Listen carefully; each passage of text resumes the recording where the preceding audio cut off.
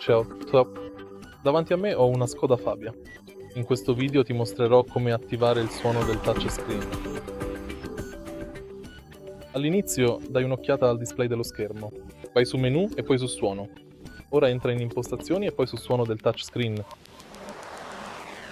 Se hai trovato questo video interessante, lascia un bel mi piace, un commento e iscriviti al canale per altri contenuti.